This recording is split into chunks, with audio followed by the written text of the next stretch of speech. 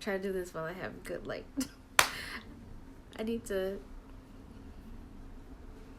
take advantage of this light. So I have I have 3 reviews and a DNF. I'm just gonna start right in. So I had to take my other Devil in a Blue Dress back, but so this is the copy that I got from thrift books. This is the copy that I got, so that's why it looks different than, you know, the one that I was using before, because that was a library copy and this one I actually own. Let me go get my notes. In the version that I read, the edition that I read, the author wrote an intro because it was a 30-year anniversary edition, and it was perfect. It summed up so many things that I love about this series, and so I'm gonna link that in the description because it was just perfect. Devil in a Blue Dress is the first Easy Rawlins mystery. You know, it's the story of how this whole thing started with him, and the book is better than the movie. There's more information in the book. It's a little bit deeper.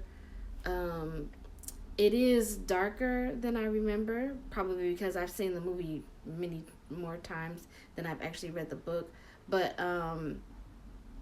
it's, even though it is like a pretty dark story, it is just a great example of of someone going into the field of private investigation and beginning to solve mysteries. Like, I identified with it a lot. And as someone who just was like a Nancy Drew girl, an Encyclopedia Brown kid, like, this was just a natural progression for me. So definitely check out Devil in a Blue Dress and Easy Rawlins, especially if you're like into mystery thrillers. I think that anyone could appreciate the Easy Rawlins series. Then yeah.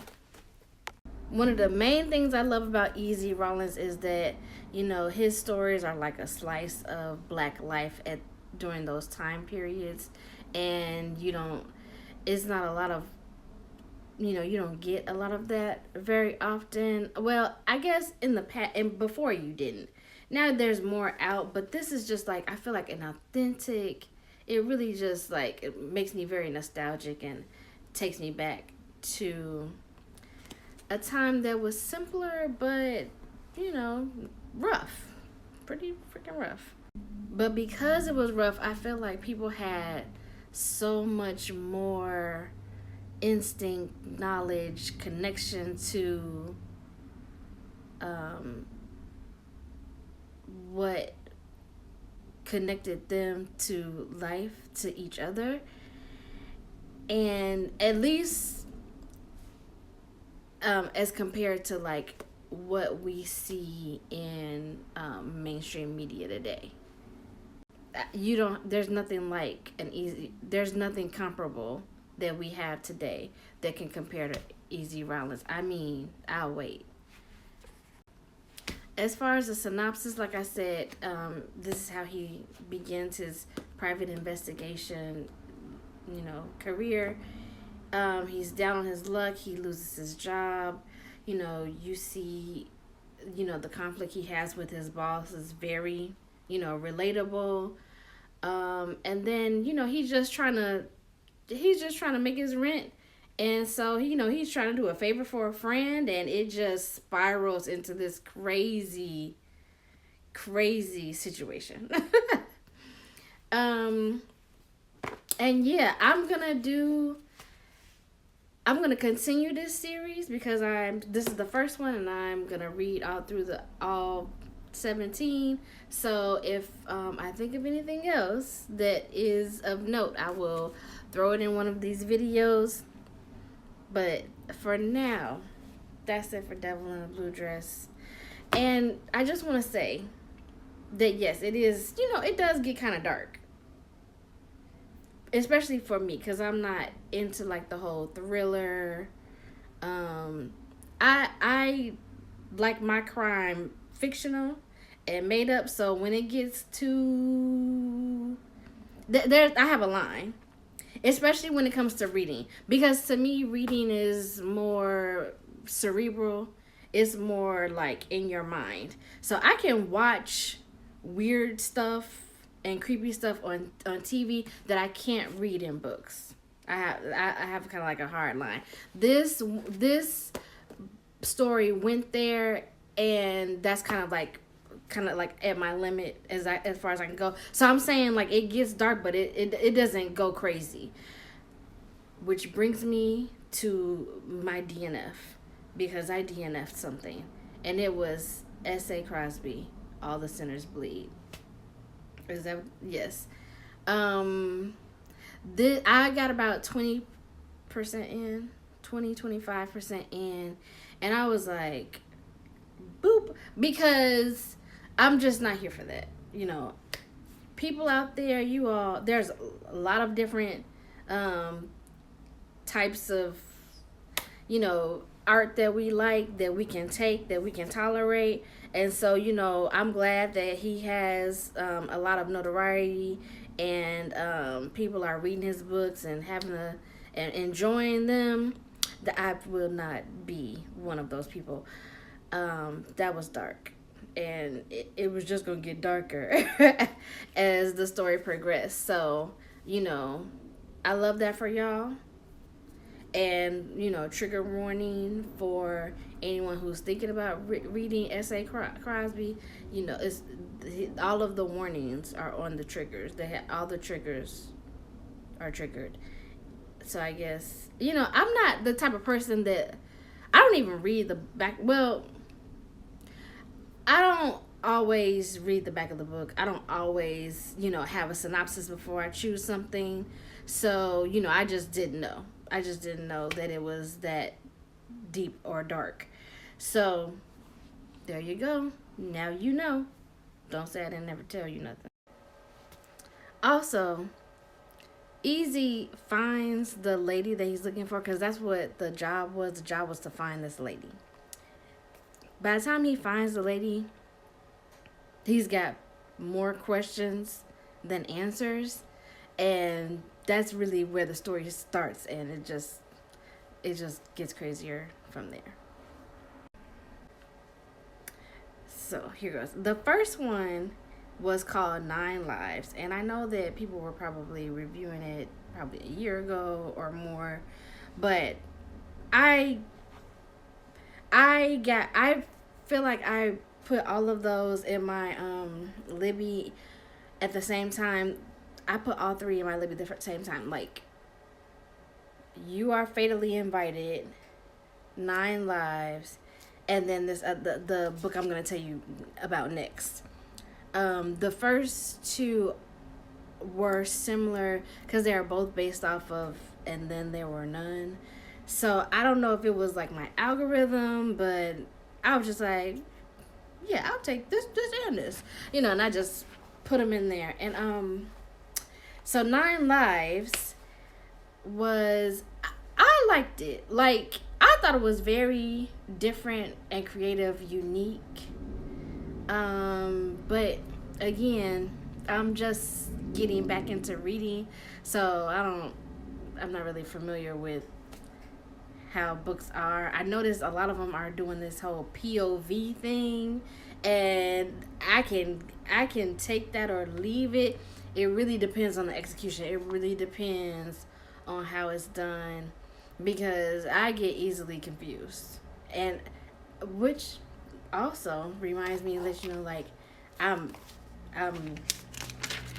doing notes now, annotating, and that is the point of me doing reading and annotating at the same time. Is I'm really trying to connect with the material, and this is how I used to read. This is how I used to study.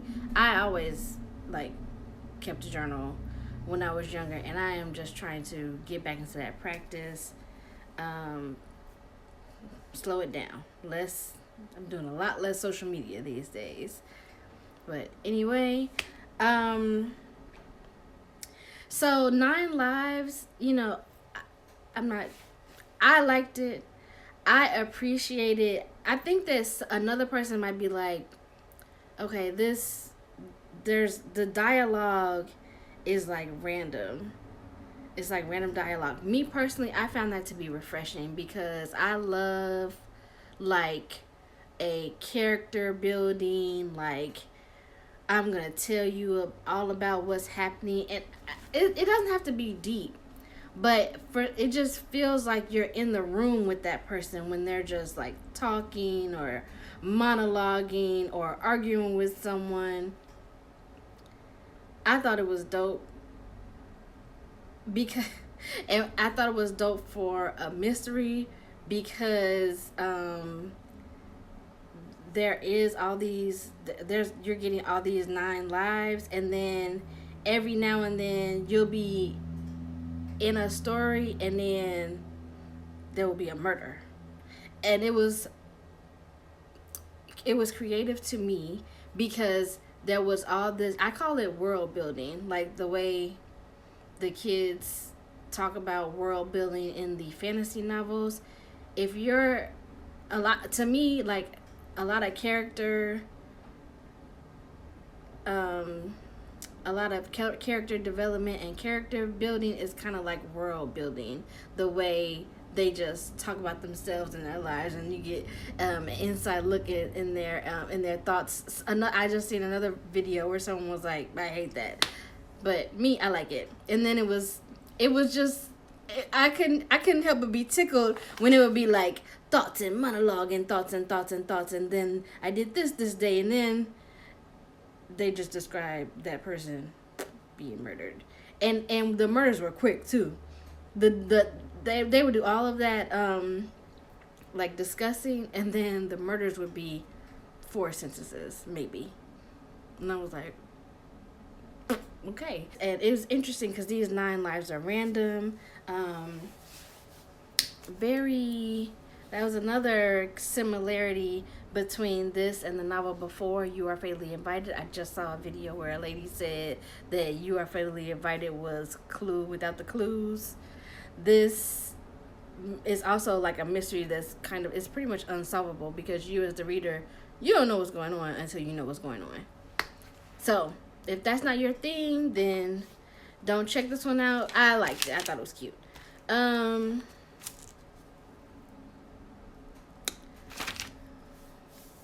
Oh, a tip for this one, because you're following these 9 lives, and like I said, you don't really know what's going on until you know what's going on. What I did was, it started out talking about what day, like every time, every like new chapter started with the day. So, when the first person died, I was like, okay, that was quick. So I started putting the day and then the person that died, and I started keeping track of it that way, because I knew that if I didn't do that, then I wouldn't really be able to follow very well. So that's just a tip. If you read 9 lives, write down at least like the 9 lives that you're following. You don't have to, I'll admit that the days, you don't have to write down the days. I thought they were gonna die in 9 days because there was like 9 people, but that wasn't the case. So don't bother writing down the days, but I would write down the names so that you can follow along. Otherwise, you're not gonna really know. You might get frustrated not knowing these people and not being able to connect or follow. So, quick tip. One more thing about 9 lives, it was a quick read. I listened to the whole thing in one sitting because I wanted to know what was about to happen. And yeah, I just stuck with it. It was like, I found it was compelling. It was compelling. I couldn't put it down. It was an audiobook, but I couldn't put it down, so I couldn't click away. The next book I read is called Malice. And Malice, I was like, okay, I feel like I may have found a new favorite detective. No, not replacing Easy. That's not what I meant. I'm just saying I might have found a new detective to follow whose series I want to follow. Side note, Walter Mosley has a couple of series following characters, following PIs. I also like the series of Socrates Fordlow, which I don't think he was a PI. But there was another one. Not Leonard McGill. There's another one. No. I'll get back to you on that. But anyway, so Malice by Kiego Higashino. This was an interesting, like, detective story. And what was so creative about this writing, it really just soothed my nerd spirit and really kind of checked all my nerd boxes, because the story was told through witness accounts and the detective's reports. And I haven't seen that. Not like a whole book's worth. Like, yeah, I haven't seen anything like that. So that's why I say, like, I think I might have a new detective to read, because this turned out to be the first in a series and I really enjoyed it. It was soothing how methodical and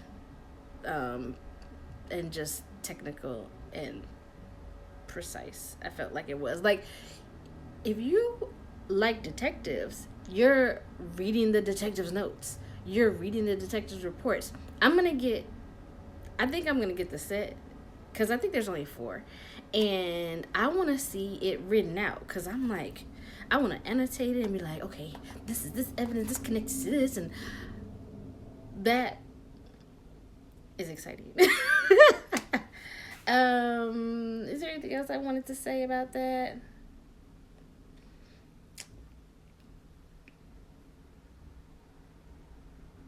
No, there isn't. Next up, I'm currently reading No More Tears about Johnson & Johnson. More on that later. And I just picked up Joy Goddess, A'Lelia Walker, and the Harlem Renaissance. So I'm reading this for a book club that I'm gonna crash. No, but this is the book of the month, and this is the daughter. A'Lelia Walker is the daughter of Madam C.J. Walker. I'm pretty sure. Yes, the daughter of Madam C.J. Walker. And so I want to encourage anyone who's interested, because these stories are fascinating, to start with Black Fortunes. Black Fortunes tells the story of quite a few Black millionaires. The very first known Black millionaires. It's probably like a story of about 7 people. Excellent foundational text, Black Fortunes. I'm gonna put a picture of it up right here. Then I read the story of Madam C.J. Walker, so I put a picture of that up. And then, now, I'm gonna check out Joy Goddess, so I'm excited about that. I'll read you a synopsis. A vibrant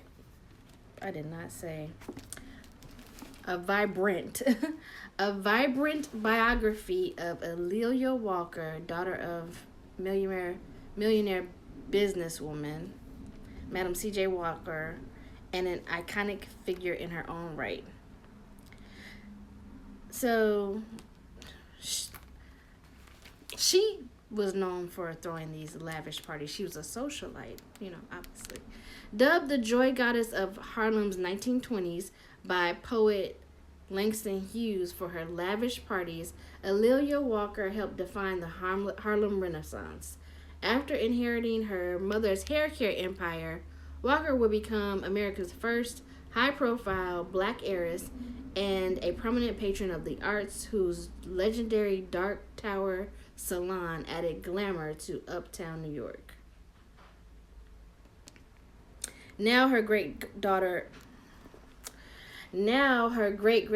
A'Lelia Bundles takes readers inside Walker's 3 New York homes where she entertained the likes of Zora Neale Hurston, Paul Robeson, Carl Van Vechten, W.E.B. Du Bois, and other luminaries of the Roaring Twenties. Based on meticulous research and Walker's personal correspondence, Joy Goddess is a portrait of a woman coming of age and striving to define herself as a businesswoman, mother, and wife while grappling with her mother's daunting legacy. Bundles cuts through nearly a century of myth-making to at last bring one of American history's most fascinating characters unforgettably to life. Let me tell you what. The notes and the letters that these people used to write to each other, okay,